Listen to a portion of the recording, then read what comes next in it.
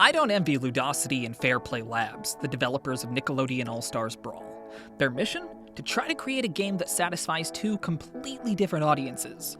Fans of the Nickelodeon brand, eager to play as their favorite characters and bask in fan service, and competitive players of platform fighters, most notably Super Smash Bros., looking for a satisfyingly deep fighter with responsive online play and enough mechanical changes to draw their attention away from Nintendo's juggernaut. There's some crossover between the two camps, myself included, so let's see how the game fares on both fronts. The premise is simple. Choose one of a cast of 20 Nickelodeon icons to duke it out in frenetic combat with up to 3 other fighters. Comparisons to Smash are inevitable and extremely warranted. Other attempts at capturing that Smash Bros. Lightning in a bottle have done more to distinguish themselves from their inspiration, whether it be PlayStation All-Stars Battle Royale's strange KO system, or Indiepogo's forever jumping combatants. Nick's new game is much more brazen, and it's all the better for it. Instead of introducing change just for the sake of it, the developers wear their inspiration on their sleeve. The mechanical differences that were included feel like the result of inspiration, not obligation. Being able to perform the game's version of Smash's signature smash attacks in mid-air or while dashing on the ground gives you interesting new options, particularly in the air. Coupled with a versatile air dash that can be utilized to perform fan-favorite Smash maneuvers like wave dashing and wave landing, and aerial combat feels faster and more nimble than that of its inspiration. Really, faster is a good way of describing the game overall. Attacks come out at lightning speed, and increased hit stun across the board leads to longer and more dangerous combos. Matches fly through stocks in a way I haven't seen since Melee, and it feels great to land a whole string of attacks one after another. Replacing shields with an unbreakable block that sends you sliding to the edge if used in the wrong situation, and removing air dodging, spot dodging, and rolling out of shield results in a game that feels a lot more aggressive than something like Super Smash Bros. Ultimate. If anything, it feels like it's trying to recapture the ludicrous speed and high-stakes clashes of Melee, and it's exciting to see after Nintendo's push in a different direction. There's other mechanical differences too. Projectiles can be reflected by strong attacks or even grabbed, and everyone can grab in the air as well as on the ground. It's going to take some time to see how all of these changes affect competitive play, but in the early days it looks extremely promising, and most importantly, it's just fun to play. The only mechanical change that seems like a bit of a misstep is the introduction of a sort of rock-paper-scissors dynamic, where certain attacks beat out others if they clash at the same time. In my experience, it mostly ends up being triggered by mistake and just feels unnecessary.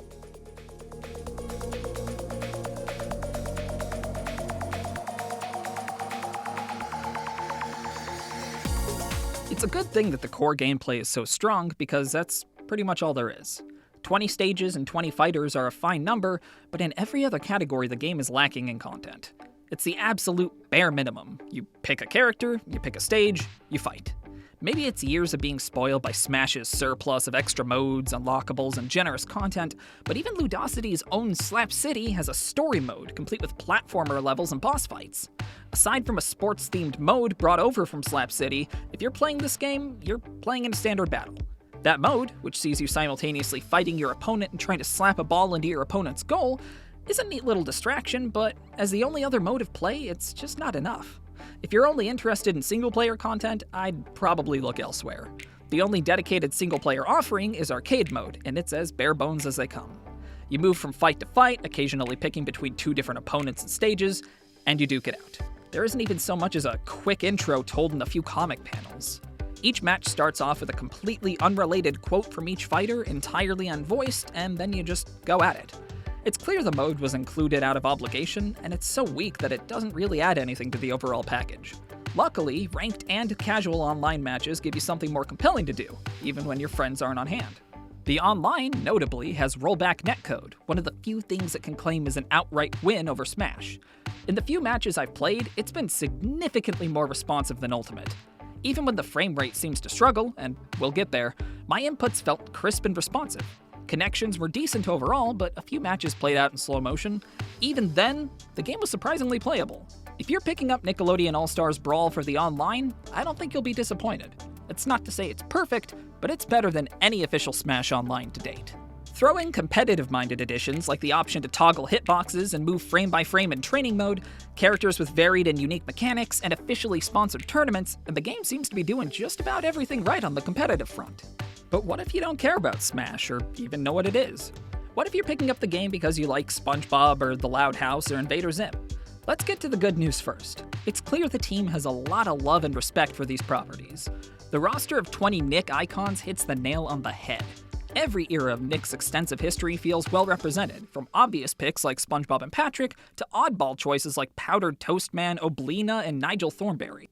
Their moves are meticulously referenced from their shows, and each character's personality comes out wonderfully in their playstyle.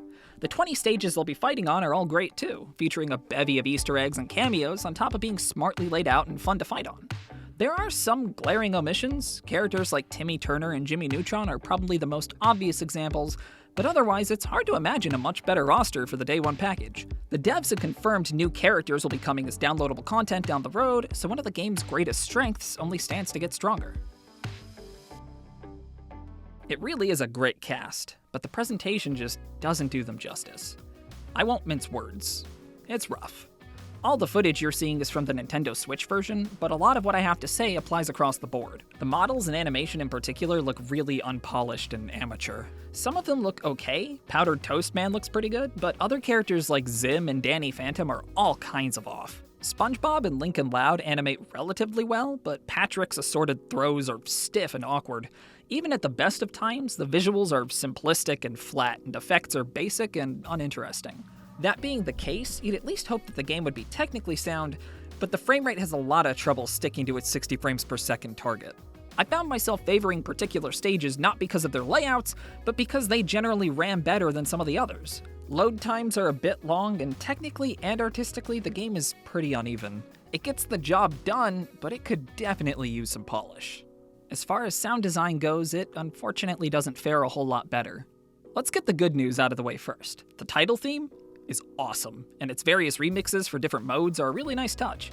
The rest of the music is also really well done and matches each stage pretty well.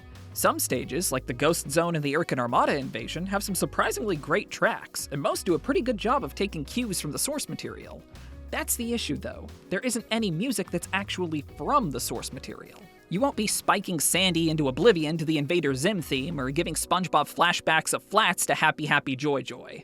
Even worse, aside from the narrator, there is no voice acting in the game whatsoever. Without their iconic voices, the cast just feels lifeless. Coupled with the rough animation and lack of official music, the entire experience kind of feels inauthentic. There's good reason for that. The game was made on a shoestring budget, and unfortunately, it shows at every turn. I sympathize with the devs, there's nothing they can do about being underfunded, but as a product that sells for just $10 less than Super Smash Bros. Ultimate, this should be better. The developers have stated that there's a chance character voices could be added in a post-release patch if the game is successful enough. If that comes to pass, I hope that Nickelodeon foots the bill instead of pushing it onto consumers, because presentation-wise, we're not getting what we're paying for.